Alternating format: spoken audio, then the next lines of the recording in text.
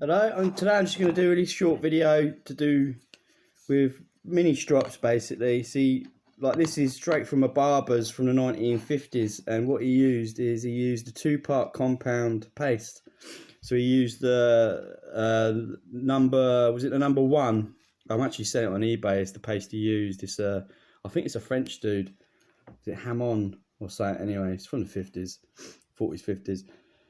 And he just pasted this side. Well, it's nothing on it, it's just wood with a number. I think it was the number one, and then he used the number two on this side. But what I've done is I've used my diamond plates, so there's no grit in it. Dye flat plate as well, like it's a well worn one as well. So and I took it down. I took at least, I took the top layer off what it was, and I think I've got it. It's not sparkling in any manner. There's a little tiny nick here. There's a few little pinprick holes there where it looks like he's done a bit of leather crafting up there or something. But it'll keep you going until you get like a hanging strop. So the fundamentals of stropping on any stropping is you keep the spine in contact with the strop all the time. So you start at one end, and I always seem to do sort of, well, yeah, heel forward, I guess, a little bit. I'm very rarely flat, and it don't matter if you're flat. If you want to practice being, going up perpendicular to the strop, it don't matter. But you just always keep contact. You're doing your X strokes, and then when you get to the end, look, you basically put the razor back on its spine, go back across, go down to the heel. And if you've got stabilizers like this, you've got to bear that in mind. This razor's all right because it's got plenty of meat on it. It's an old clanker. Like, I'll probably use this as my practice razor, if you know what I mean, with various strops if I'm going to do any demos. But it's got plenty of meat on it, and it's got good geometry still. So then, yeah, as soon as let's start again. So start again, but spine. And because we're doing X strokes, because it's a little tiny strop, it's only just over 30 mil, it's about 33 mil. So start there, nicely drag. And the thing you're meant to be thinking about is just trying to stay constant with your edge. But don't worry about that too much. Just, bear that in mind as you're practicing, because again, you might wreck your first edge. Like when you get a new razor, if you're new to this, stropping might actually kill your edge a bit premature, but that's normal.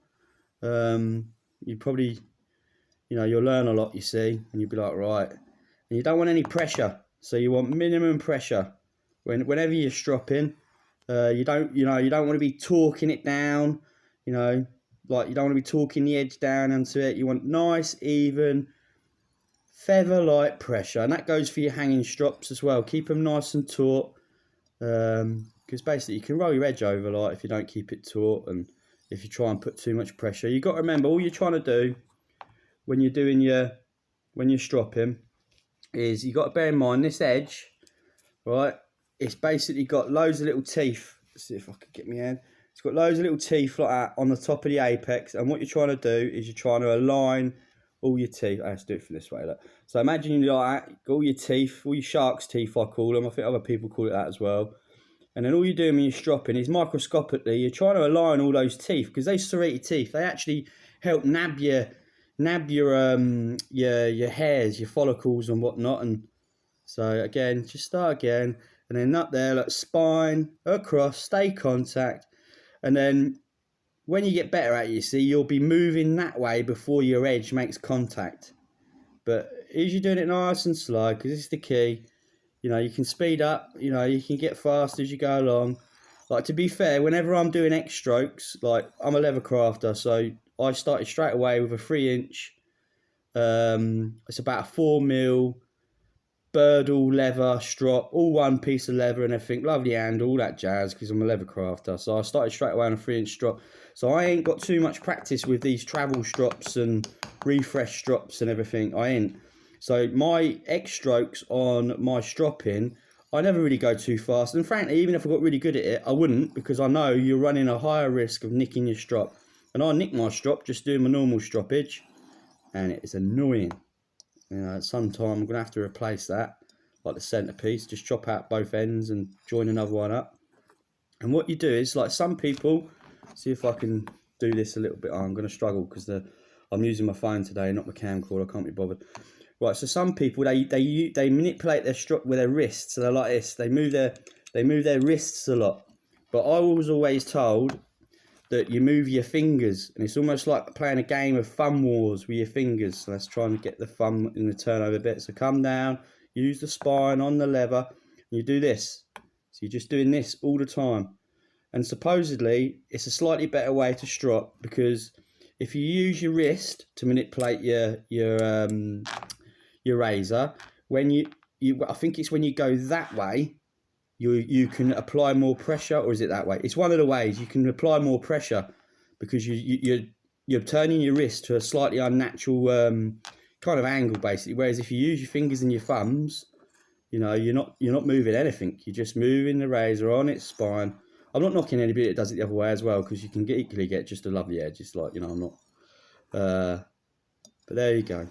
Just do that, and because this is a little epoxy strop, you have to do it a lot longer. So like when I shave, like when I've done my edge, I've prepared my edge, I've honed it, I've stropped it. Like I've got about 3 strops I take my strop razors through now after I've honed them off the stones. And then every time I shave, I do 25 laps on my 3-inch hanging strop. And then the next time I go to shave, I do another 25 laps. So basically I do 50 laps each time I shave in between my shaving sessions, 25 after, and then 25 before my next shave. And I think that's about the recommended level on that kind of strop, and that kind of, you know, and if it starts snagging, you can take it to your pasted strops if you want. But I'm somebody that generally takes my razors back to my stones. But I am actually going to keep one razor. I think I'm going to do my filling moniker for tough beards, and I'm not going to take that back to the stones after I put my J-Nut edge on it, because it ain't got J-Nut edge at the moment. It's got 12,000 Shapson.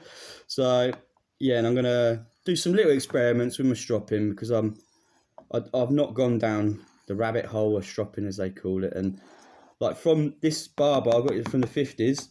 It was a job lot I bought from out of a storage lot, or well, shed or whatever it was in.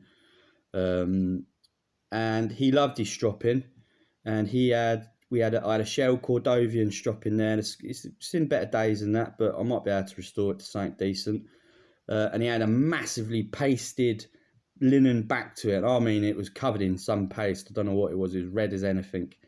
Red oxide possibly, but I don't know. And he had an Ogie razor in it. I did a video of that. It's for sale, like, and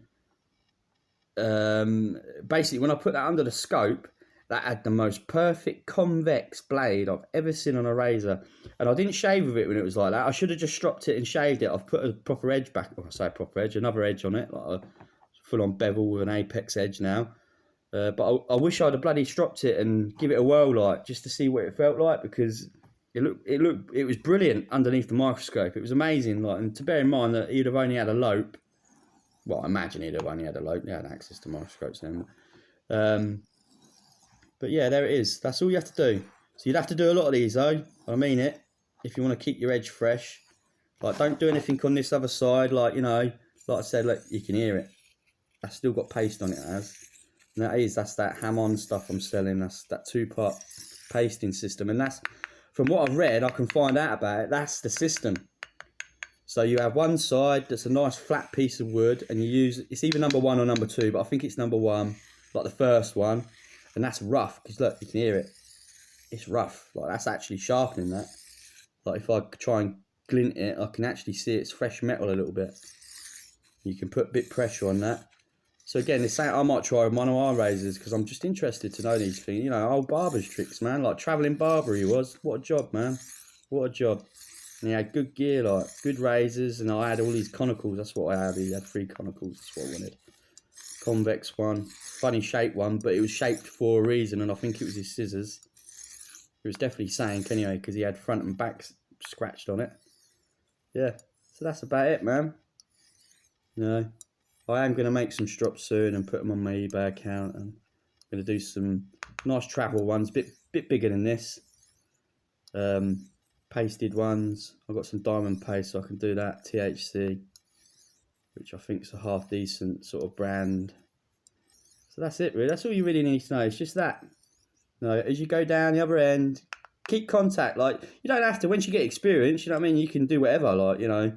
But when you start out, you've got to be, you know, got to be particular. Get your concentration down. Get your muscle memory, you know, because if you don't, what you'll do is you'll you'll nick your strops more often what you should be, and that's not good, man, because it costs you money. It's like, and it might affect your edge a bit. Some of them, little nicks and that. You can glue them and that with super glue, and then slightly sand them, but it's better not to have them, isn't it, eh? Better not to have them. Right, well, that's it. Have a lovely day and whatnot. I'll see you later. Bye bye.